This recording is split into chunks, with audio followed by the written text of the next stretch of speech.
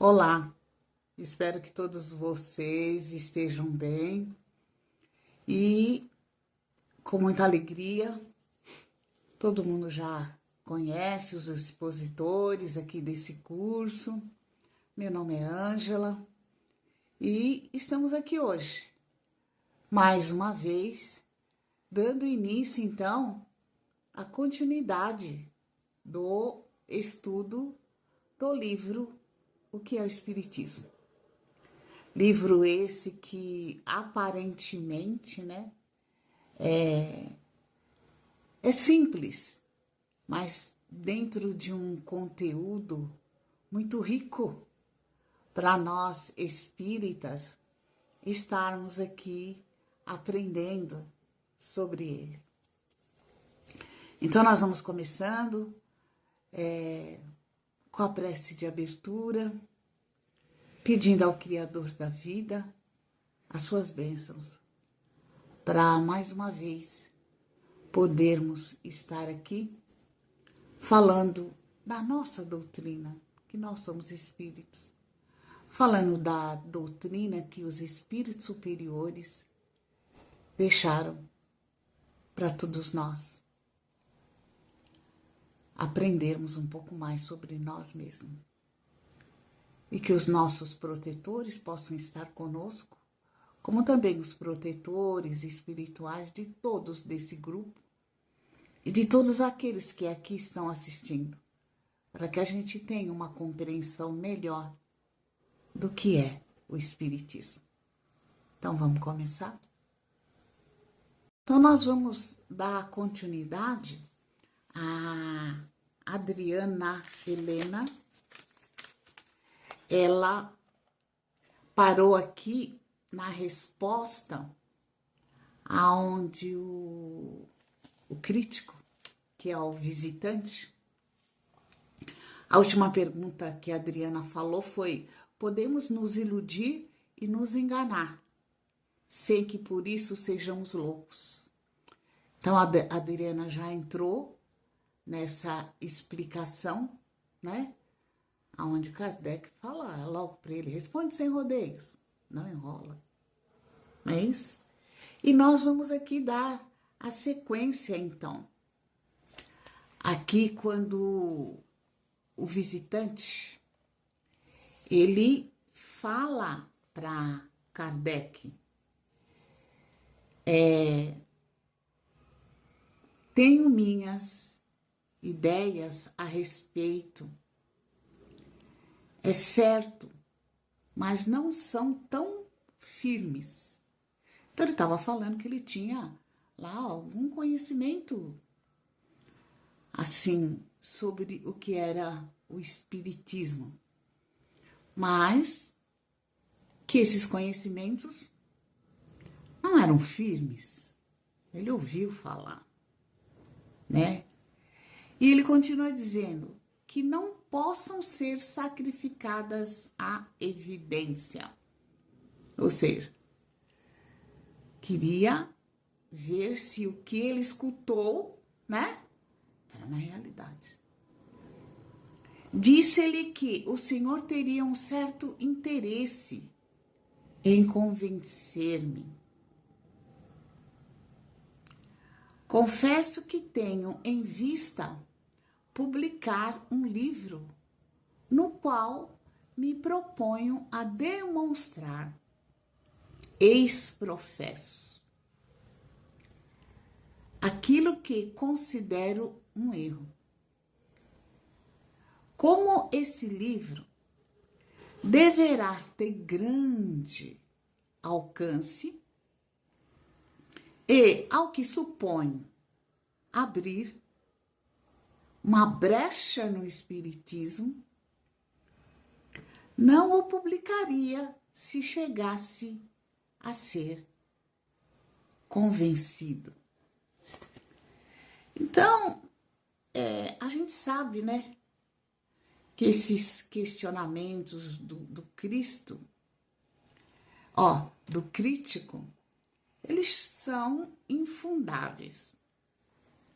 Então, aqui Kardec ele deu a resposta ao crítico que insinuava que a doutrina dos espíritos ela seria uma novidade de pouca duração. Então, quando ele fala que ele tinha as ideias dele a respeito da doutrina espírita e que Kardec teria um certo interesse em convencê-lo através das explicações. Por quê? Aquilo que ele considerava um erro. Então, aqui o crítico, ele estava falando a Allan Kardec que o espiritismo era vamos falar assim, não era verdadeiro, era uma superstição. E essa superstição, ela era antiga, fantasiada de novidade. E os fenômenos eram causados por charlatanismo ou ilusão.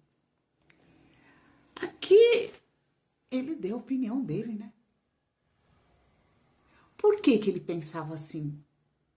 Porque ele era um materialista. Então, os fenômenos com os espíritos pareciam ser produtos da imaginação.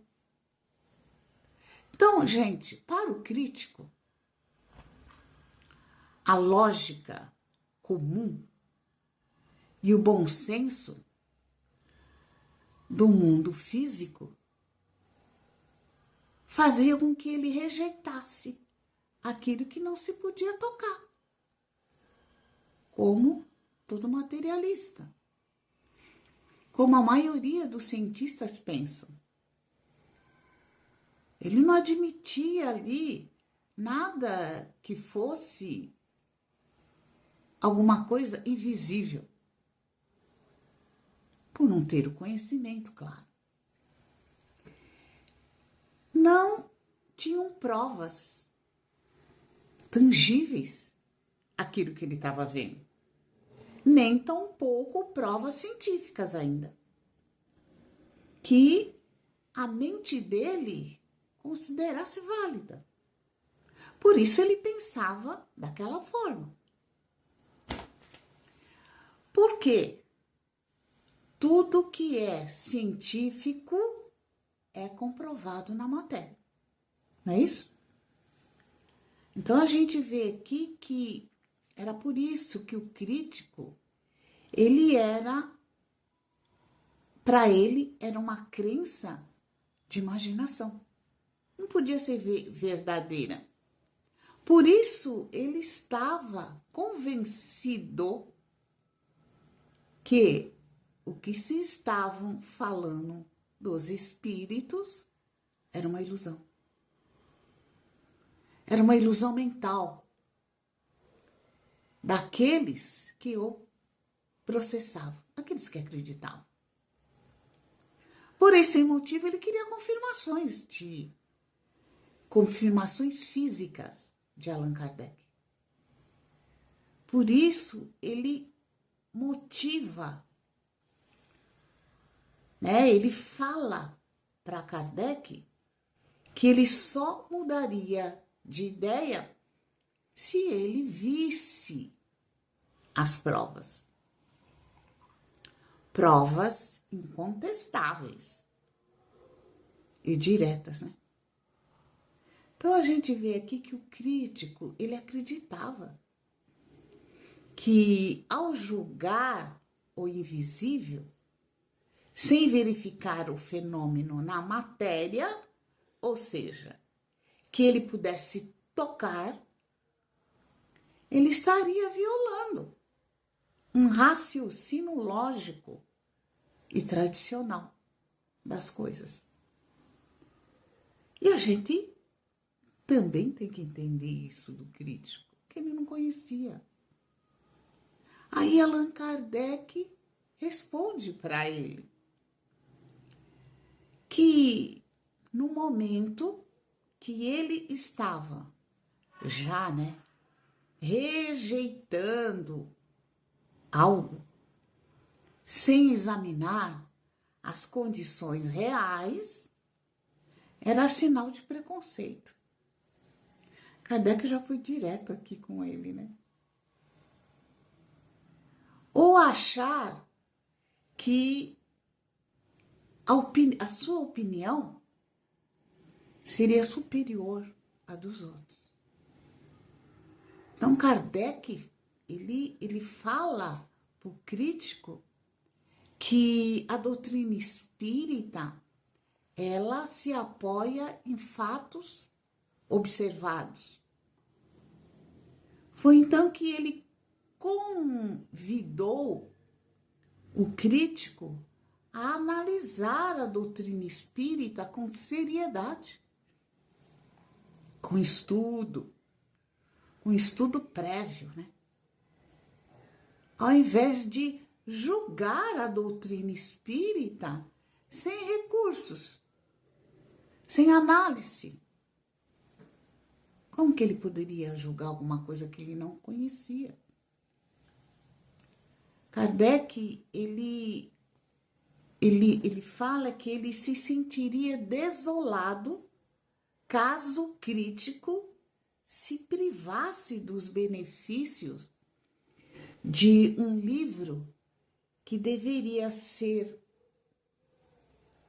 de uma transcendência, né, enorme, e que ele não tinha o intuito nem o interesse de sustar essa publicação. Isso aí ele está falando porque o crítico chegou e falou que ele estava fazendo tudo isso, né? Que ele iria publicar esse livro. Então, olha que o crítico colocou para ele. Kardec respondeu para o crítico: eu me sentiria desolado, Senhor, se eu privasse dos benefícios de um livro que deve ter tamanha transcendência. Aliás, auguro-lhe uma grande popularidade, principalmente porque o mesmo nos servirá de prospecto e de anúncio. O que é atacado, via de regra, desperta a atenção. Inúmeras pessoas desejam conhecer os prós e os contras, e a crítica as leva a conhecer por si próprias, por si mesma, coisas que não supunham existir na questão. É assim que muitas vezes, e sem querer, faz-se reclame do que se tinha em mente combater.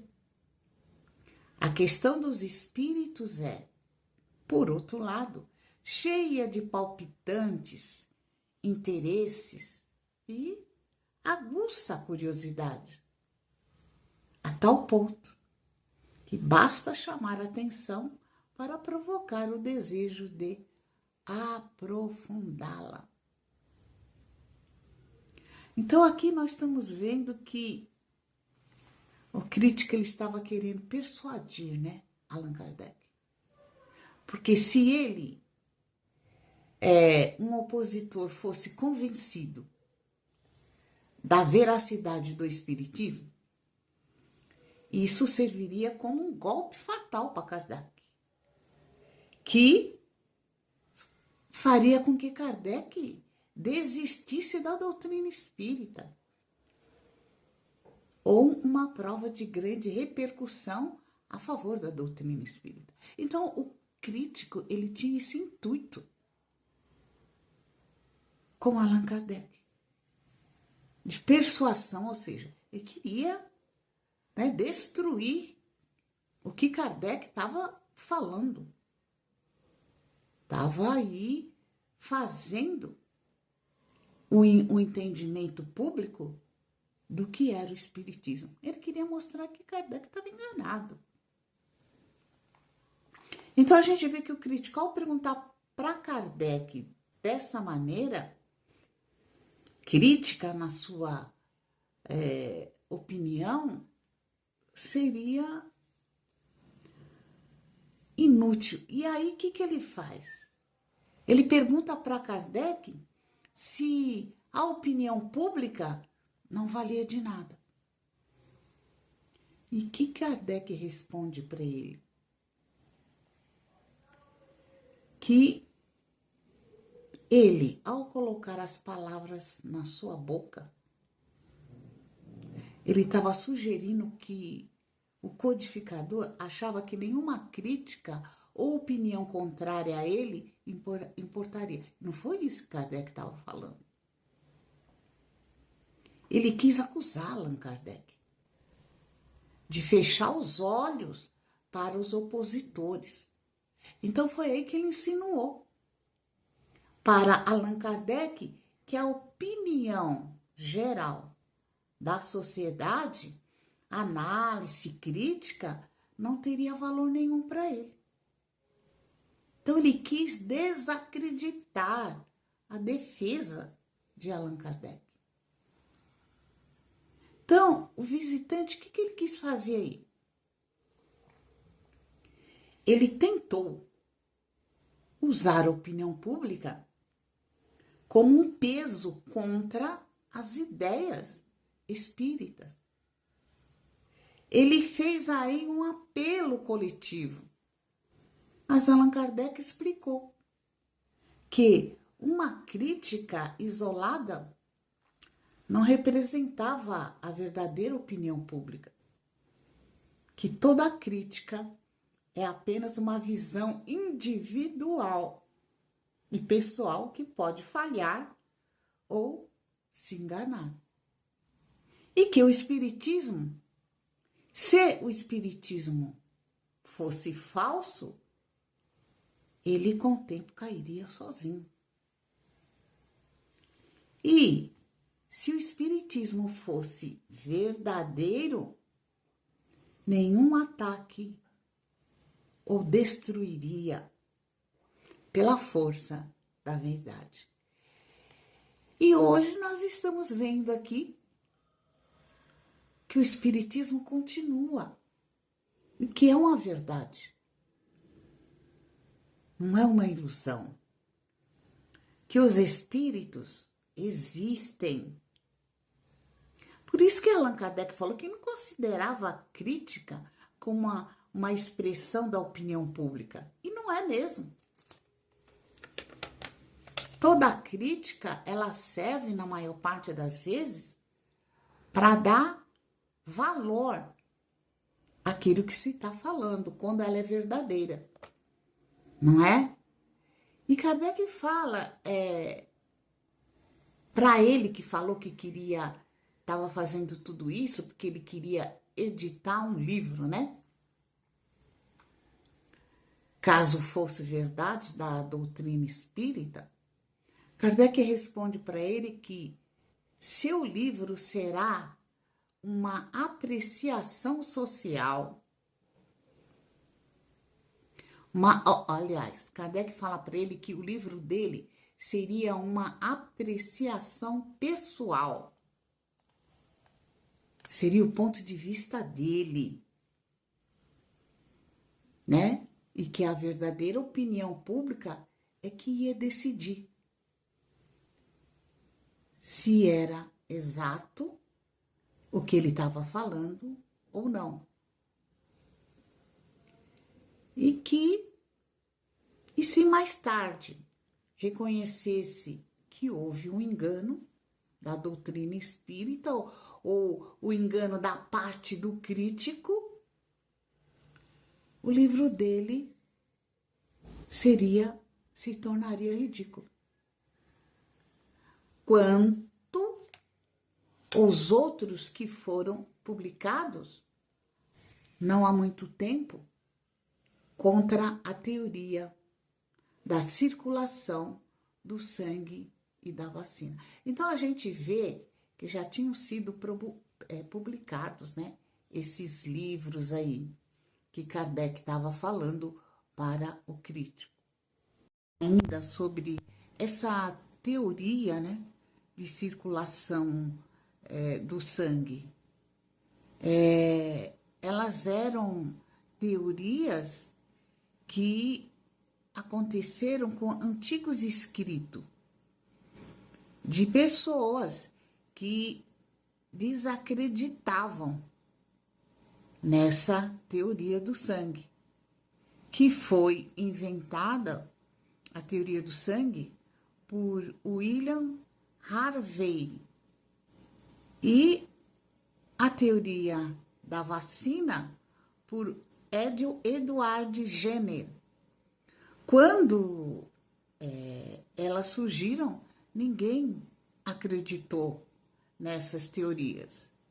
E elas foram comprovadas.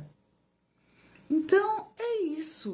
O objetivo de Kardec aqui foi comparar os detratores do espiritismo aos antigos negadores da ciência, que viraram motivo de piada histórica após a comprovação dos fatos. Então, a gente vai ficando por aqui, colocando a todos vocês que leiam o livro e tirem aí as suas conclusões e coloquem para nós algo que nós não falamos. Até a próxima. E vamos no WhatsApp aí continuar conversando.